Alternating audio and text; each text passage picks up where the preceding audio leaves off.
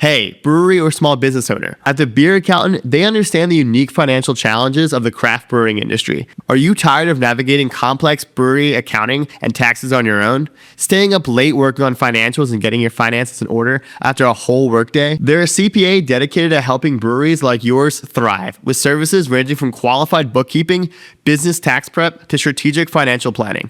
Stop wasting time on spreadsheets and focus on what you do best. Making great beer and running a small business, servicing over 50 breweries in 4 states. So if you own a brewery or small business, stop overpaying for reactive support and start being proactive with the Beer Accountant. Don't brew that IPA without this CPA. Visit beeraccountant.com to learn how their specialized expertise can help your brewery grow, profit, and succeed. Are you a brewer looking to open, grow, or plan your next move?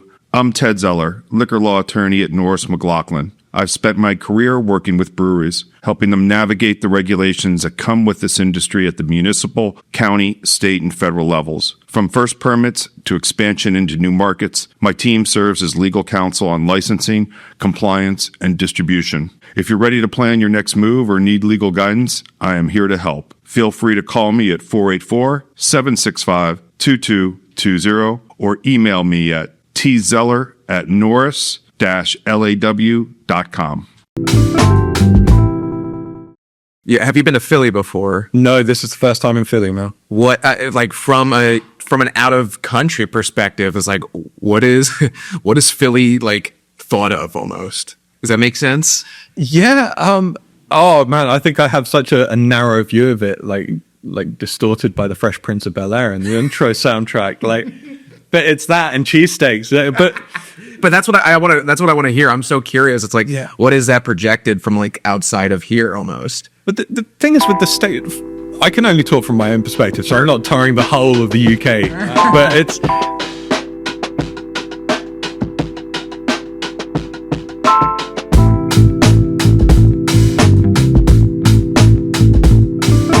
Welcome back to BrewedAt podcast. This is our first CBC episode, bright and early, 10 a.m.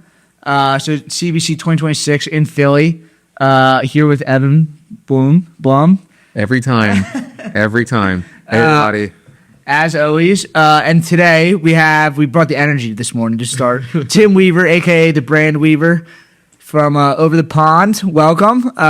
So we met you last night at Love City. We did briefly, but it was beautiful. It was emotional. Yes. You got in what? Like you said you landed 2 hours before that? Yeah, so what was it? Love City doors were at 5. I think I landed at 3:30. Had a nightmare getting into my hotel, and then it's just, I got to get out. I got to get a beer and get on it. And that's what happened. And now here I am, sprightly, 10 a.m., ready to chat to you guys. So we'll talk all about, the Brand Weaver. We'll talk all about like UK beers, UK craft beer scene. But I will say, you said before you were following like, your crew around, and it was funny. When we were leaving Love City, we saw you guys walking towards Yards. Yep. That's like the British brewery in Philadelphia. Oh, yeah. Which is like typical. You just know we were drawn to it. There's a magnetism there. Yes. Yeah, the guys were like, we're doing here. I didn't realize I'm there this evening as well for another. Are you going to be there? Yeah. I'm there. I haven't seen you as well. Oh, wicked. But yeah, amazing place. Because you guys are it's massive over here.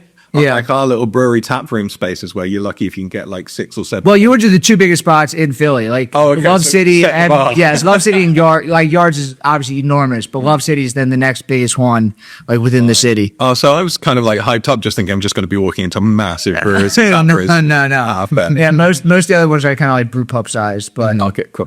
But yeah, more intimate. Definitely. Okay, so I guess could you give an introduction kind of to our listeners, who you are, why you flew over, across the Atlantic to Philadelphia? Yeah. It's a fine week. Okay, so who I am, my name's Tim. I go under the name of the Brand Weaver. Yeah. And so I'm brand strategist, designer, and marketeer for independent breweries across the globe. Cool. Alongside a bunch of other people who do it. So there's a team of 4 of us now. And it is not only just the design side of things, but helping to tell the story and then keep it going. Why I flew all the way over here is I was kindly invited out to speak at CBC. Awesome. And so delivering a presentation tomorrow? Yep, Tuesday. That's it. About how to own your zip code in 3 hours a week. At At CBC itself? At CBC. Oh, that'd be very cool. Yeah, man. I'm excited and mildly terrified. Have you given this presentation before? No, this is like I figured it would give me the edge if I was like, this is the first time this has ever been presented. Yeah. But then they also sent the seating plan for the room that I'm talking in, and it is huge. And it's just like, oh, I've never spoken to this many people. That's awesome. But I mean, being optimistic, that many seats are in there, that's cool. Doesn't suggest everyone's actually going to sit in it. It's fine. Yeah. That's really cool. You're going to bring a good energy to. I hope so, man. Like, I've been accused of giving people presentation whiplash in the past, where it's just like, I can't, it's too much information. So 45 minutes to just cram as much into it as possible. Because I hate those presentations where people almost like they're quite preachy or they're trying to oversell services. It's just like, no, just give back. Like, value is the aim of it at the end of the day. It's what I do with the podcast. It's what I've done with the book. And it's what I intend to do. People get like turned away when it's a hard sale. Yeah, and even like the presentation process, you go through review phases with the team at the conference, and they kind of like trim it out or edit things that they don't feel is quite right. So they know that you're just getting like 100% steak, and it's just like juicy and cool. Yeah. Is this your first CBC? Yes, it is, my man. And figured, why not go in at the top and start talking there? Yeah, just, exactly. Like, working the floor. Yeah, that's awesome. So how did you get into breweries, I guess? So you've always been on the branding side, right? You've always worked for branding agencies? Yes, so I've been in branding and design for 24 years. Like, did you start off as a kind of a graphic designer? Like, what was your first step? Yeah, dude. So I, even before like Photoshop made it easy to cut out images off a white background, I was the guy with the pen tool, like slowly tracing around stuff to lift it. My job's a lot more glamorous now. Like, and now I'm like yelling at Canva because it's not using AI correctly. Yeah, it's all that. I was the AI at that point, man. But so I worked my way up through agencies. I was creative director of various agencies, doing lots of different things. I started the Brand Weaver 3.5 years ago, give or take now, and started to do my own thing. And I worked with phenomenal businesses like brands like DC Comics, Disney, cool. PC, loads of barbecue brands, a couple of breweries. And then, like I mentioned to a couple of people, like, I didn't necessarily choose Brewery Life. Brewery Life chose me in the way that my approach and what I was offering was a little bit different to people going out and it's like, I'm going to make you a nice can design or a nice lens or clip. It's like, my approach is more strategic. Is the foundations, and then you build on top of that. And the rest is history. Yeah, now working with breweries across the globe and having a blast doing it, man. Preaching a good word of brand. Yeah. Mm-hmm. So you're saying it's like, it's not just the logo, the colors, but like the story, which is like kind of interesting. Dude, I imagine it's harder to do that working with somebody than just giving them like a product, but it probably makes their life easier because then they can just build all the deliverables off of that. 100%. And it was hard at the beginning, but we're starting to see more and more breweries shift into that mindset of going, actually having a good looking can or a lens or whatever it is isn't enough to get me recognized now. You've got phenomenal illustrators and artists working all over the place, doing great stuff. Yeah. But you need that foundation to build from. So that is truly what makes your brewery different. It's if you actually take the liquid out of the conversation for a minute, the story behind it, what goes into it, personal stories, how do you bring that to life? How do you appeal to a certain kind of drinker? Because again, you can't just go, we make beer for everyone. Yeah. Really don't make beer for everyone. Like, a very small amount of people. And then what makes that different to your competition?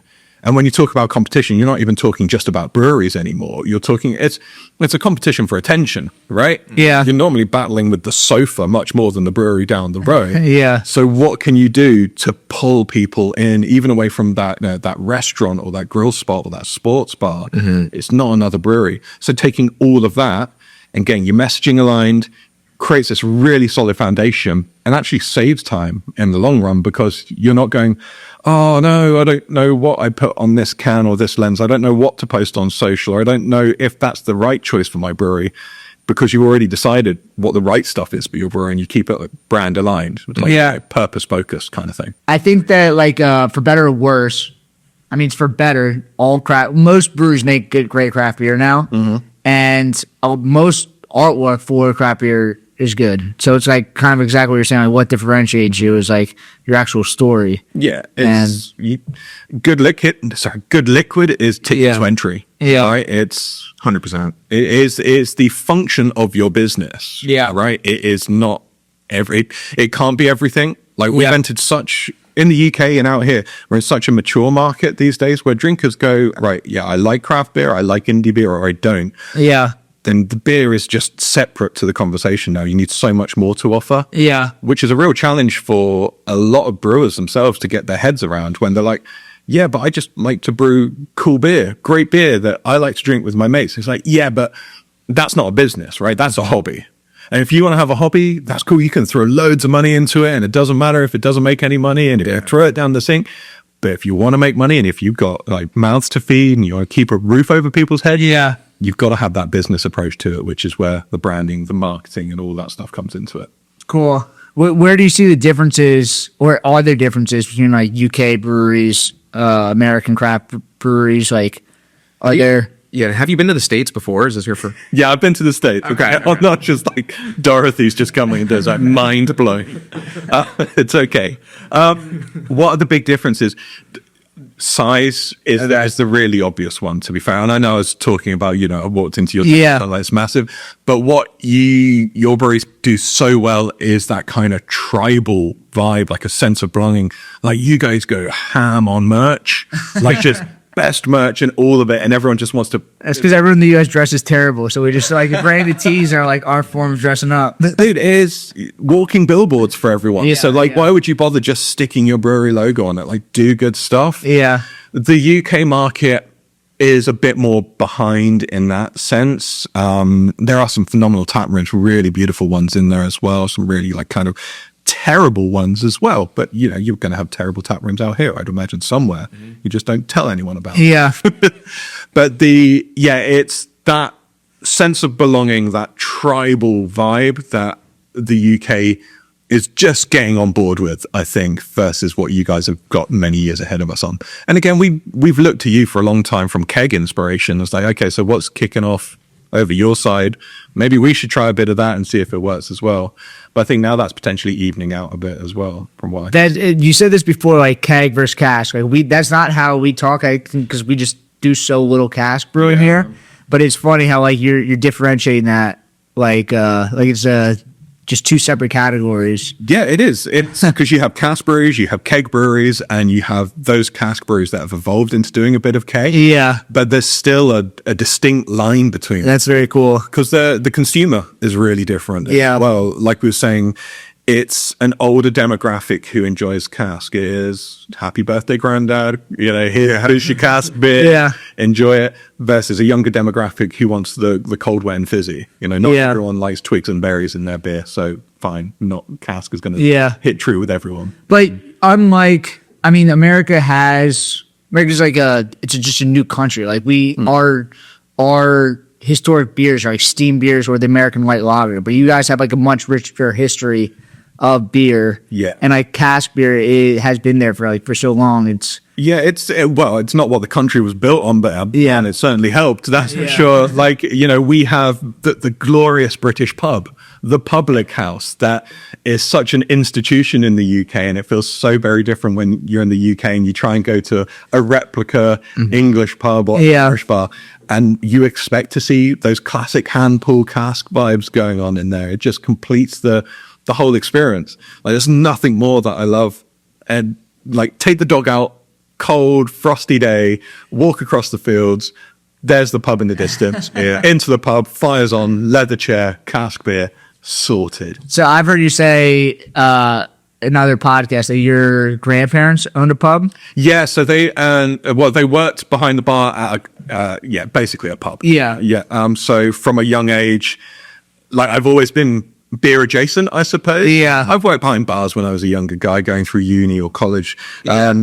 But that was just where I've really kind of got to see probably the more social aspect side of things. Like, I remember like just sitting on kegs and just smelling that kind of cask beer smell and the sticky floor. Obviously, hygiene wasn't as good as it is now. But even like, stood in the bar and my grandma like dipping her darts in sherry before like throwing them at the dartboard and stuff. It's just such a cool, family culture vibe. Yeah, It's that's wicked. fun. Awesome. So what, like you have worked with some breweries in the UK. So Vale. Yes. The Vale. Yep. Can you talk a little bit about Vale, like kind of what you did with them and, I know you have the case study on your website, but. I do indeed. Yeah. So Vale was a traditional cask brewery. Yeah. Actually, they're one of those breweries who have now very recently gone into creating keg as well. But Vale was a small brewery in Buckinghamshire, leafy kind of, rolling green hills. The place that they're based is in a place called Brewer, which inspired Hobbiton and kind of there's wonderful areas. And Tolkien, the author of The Hobbit, spent a lot of time in Brewer. So there's references to like different pubs that inspired the Prancing Pony and bits like that. So you can start to... Matt Harmon just screams like, I want to drink a beer too. Exactly, man. So it was an old brewery. I think what they're celebrating, like 20 years now or so. So old by a lot of breweries, sakes and stakes, going back hundreds of years. Ran by two brothers previously, but two other brothers came in, purchased it, knew that the liquid was good, but everything else around it was just a bit failing. Like they would describe the identity of it as that, when you're a kid and you make a treasure map and you stain it with like coffee granules or tea bags and you just try and make it look old and gnarly, but it just looks rubbish. That's kind of like what their identity was. And they didn't have any really good language to help it stand out. So we did the whole strategy piece. So we went in and was like, okay, well, why this brewery? Why this cask beer? For who? When? All that good stuff, which then went into the identity stuff again. And for cask breweries in the UK, you feel like it's traditional British. That's what it's meant to look like. You've got London Pride, you've got Tribute, you've got all these kind of brilliant historic breweries it's meant to look like it's come out of the Victorian times. But for these guys, it was different because we wanted to try and shake it up a little bit. You still wanted the older demographic to like it, but you needed to try something new. So we took inspiration from other places that made it more vibrant and engaging. And ultimately, what happened is we ran through the strategy, we redesigned the clips, the bottles, and the guys have just seen growth on growth on growth. And that's not just down to the strategy. They're hardworking guys and girls in the business, but it's helped them because they can go out there with like, this is who we are. This is the range. It looks professional. Like we even did like simple things like a sales deck, like each bottle, story behind the beer, what you can expect, not just like flavor profile and the hops and the malts that go into it, but like what's the story? What's the experience it should accompany? And even from doing that, you have people who would go, yeah, we'll buy a cask. They're like, oh, actually we want like 4 because we want the set of them together. Yeah. And we do small little Easter eggs with them. Like when you see the clips lined up, because it's Vale, it's the countryside. In the artwork, if you have any of the clips that sit side by side, the countryside will naturally flow. Oh, that's very from cool. one lens to another. It doesn't matter what order. And when you're in the beer store and it's like you have like them all together. Exactly. Yep. So you want to look at, their bottles and stuff, and it's just this That's cool. never-ending story that continues to grow to this day. That's awesome. Yeah. And so now they've moved into keg. They've released a sub-brand as well, which is more kind of, I suppose, experimental cask. So they're doing smoked beers, double dry hopped, but more stuff that you'd expect in keg format than cask a lot of the time. And that's a pretty cool, exciting adventure as well. It's almost like what you're doing is like you're just kind of like a psychiatrist for the brand, like figuring out, they need to figure out who they are. Yes. Lie back on the couch and tell me your beer best. Yeah. Yeah. It is because Like they don't even know their own identity, and you're like walking them through and helping them find their identity. Be like, hey, this is who you are, and this is how you need to present yourself. one of my favorite phrases is it's hard to read the label when you're stuck inside the jar. Yeah. Yeah. And every brewer, everyone who works in the brewery is so like locked in that sometimes they can't see all the awesome stuff because they're just like too closely involved with it. Yeah. And the other side is maybe they know what they want and what they believe they need, but they're not listening to their drinker. They're not really listening to their consumer, their market, which is so important to align with what the drinker's expectations are. Otherwise, you're just going to be like at loggerheads for all of it. Yeah. What are some of the current like big trends going on in the UK beer space right now? I mean, like right now, from like at least here in the US, it seems like everything's moving to low ABV. Mm-hmm. Light beer lagers. Yeah. Yeah. So the low no thing is it's there now. Like, Yeah. I wouldn't call it a trend by any means. It's kind of been adopted by those people who want to adopt it, or people will be zebra striping, or some people will just go on the low nose sesh.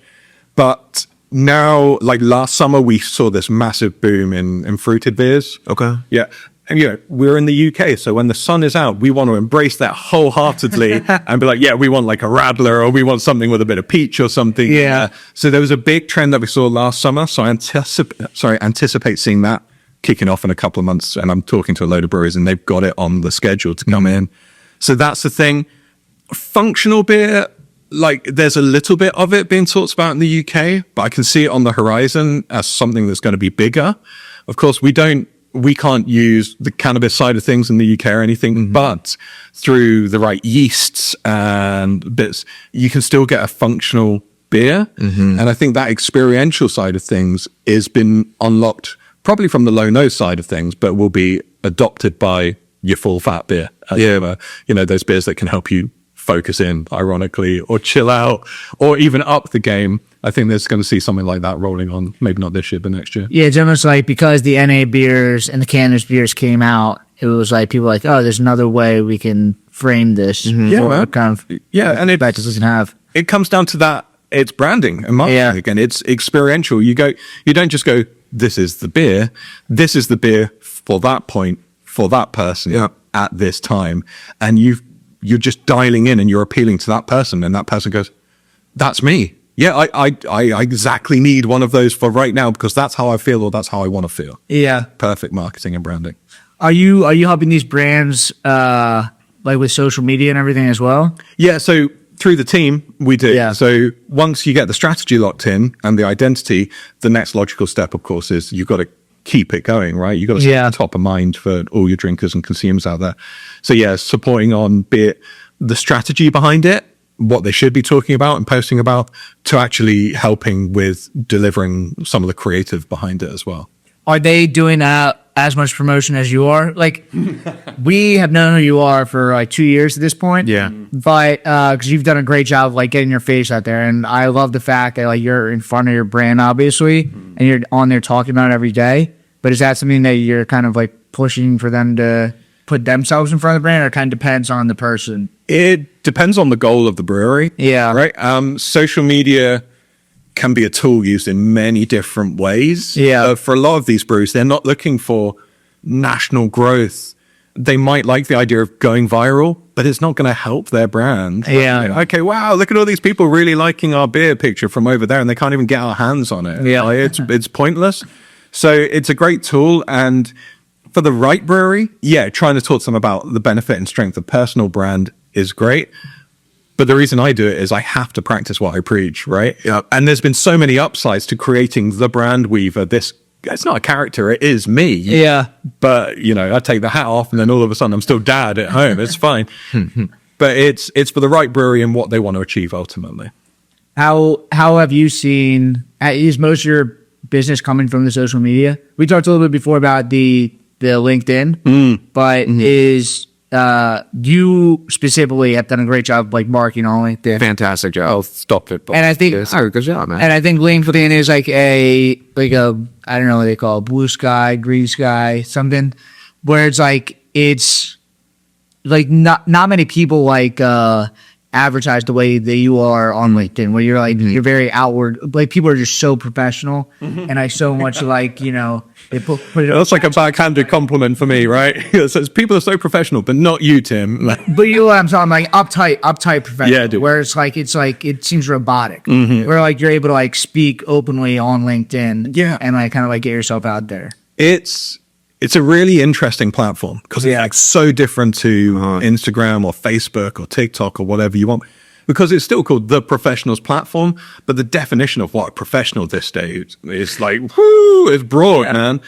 But there's something mad like in the stats that if you post once a week on LinkedIn, you're on like in the top 2% of all active users and like of the platform. Yeah. So it's such a quick win for people if done right. And the reason I use it is for thought leadership, right? Yeah. It's so different to Instagram where I'm just like, check out this can. This is a cool little detail on this can. Or, hey, a brewery sent me some beer. Let me like work out which bits of the branding I really like and what other breweries can do with it. On LinkedIn, it's kind of like, this report came out, or, you know, this release is here, or this is a really interesting activation. Let's talk about it. Let's unpack it. And then it gets supported with the podcast and things. But to go back to your question, like, does most of my work come from social media? Not the strategy stuff, not the design stuff. That is like it's so hard to track where all of that comes from because you do so much, but it is just being top of mind. Yeah. Like the public speaking gigs, the opportunity to sell the book, all the personal brand stuff. Yeah, that's definitely social media. Were you doing any of that before you started the Brand Weaver? No, not really. Like I would just use Instagram as like a beer and that's it. But you kind of realize that the purpose of social media is not the social aspect anymore. Yeah. Like, Also, you have like a lot of energy. Like you are able to like market yourself. Like some people aren't able to do that. Like you are able to. So like, why not? Yeah, and Take advantage of that. like I'm a sucker for structure. So it's just like, right, I have to post every day. So it's in the calendar, 30 minutes. What's it going to be? Yeah. And that goes up. And it just gets really easy over time. And It's like a muscle. Like It is, It's really hard. People that don't post a lot, they get like all worked up. They're like, oh, "Has to hell, be what am I going to perfect." post? Yeah, The yeah. breweries, again, it's like, oh, and like I will be talking tomorrow about like, okay, if you're going to do social media for your brewery, you can have 1 hour a week. And they're like, how am I meant to do social media in an hour? It's like, you're not trying to be Spielberg. Like, you don't need this insane reel because you're not chasing virality. You're chasing like people being aware of you locally. You can easily do it in an hour. I do my Instagram in like 15 minutes a day, maybe 5 minutes when the time comes. It's absolutely fine. But the idea of going, that foundation, we talked about the strategy, knowing who you are, what you want to talk about, who you're going to talk to about it, and the problems. If you've got that locked in, everything just comes off the dome so much quicker because I know breweries. I know the independent brewery problems. So chiming in. So if you can speak to the problems, then it becomes so much easier. Yeah. And again, with something like LinkedIn, the platform is different in the way that with a connection, it's still a two-way connection.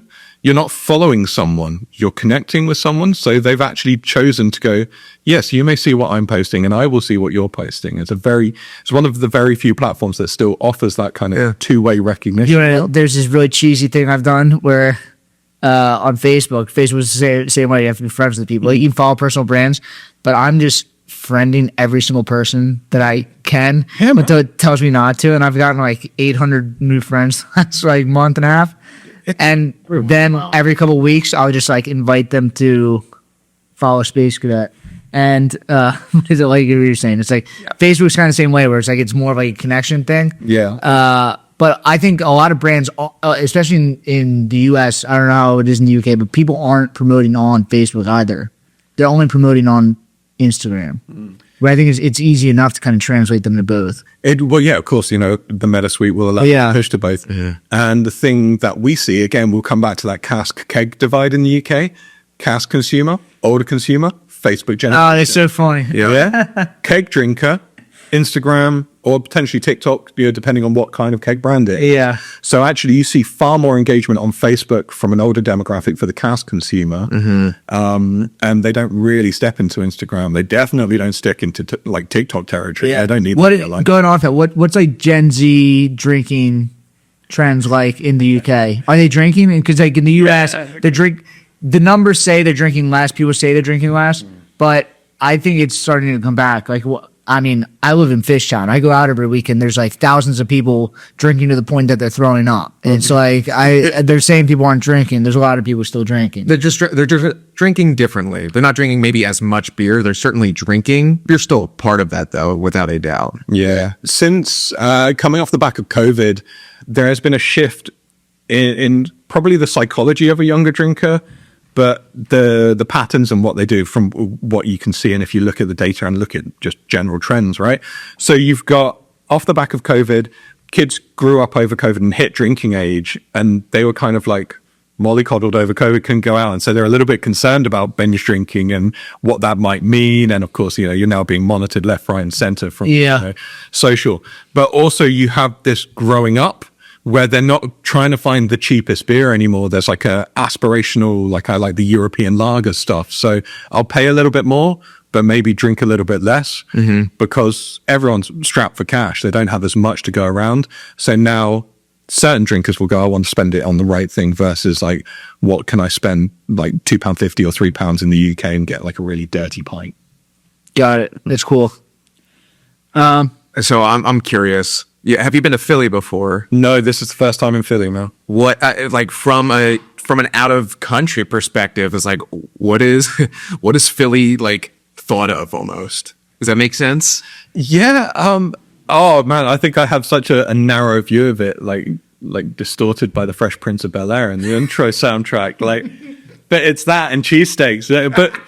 But that's what I want to. That's what I want to hear. I'm so curious. It's like, what is that projected from like outside of here almost? But the thing is with the state, I can only talk from my own perspective, so I'm not touring the whole of the UK. But it's kind of the US is so big, and you have so much of it, and so many different pockets of culture and whatever goes on. Like at least with the UK, you have to maybe remember like 4 different places, which is like the UK, Ireland, Scotland, and Wales, and like they're kind of that's England, Pretty right? similar within each, No, they have their cultural differences, I suppose. but not as distinct as the U.S. cities. Yeah, and again, but we're dictated to by television and films that we watch. So we're just like supplied stereotypes a lot of the time, kind of go, I guess it's like that until you come out there and experience it. And so far I'm running on like less than 24 hours worth of experience of Philadelphia. Yeah. So I'll check. Fresh Prince. People say Fresh Prince of Bel-Air, but then they also say Rocky. So it's like, Of course, man. TV and movies. Yeah. Yeah, Always Sunny too. Yes. Oh, of course. Yeah. See, there's those references, but it's just,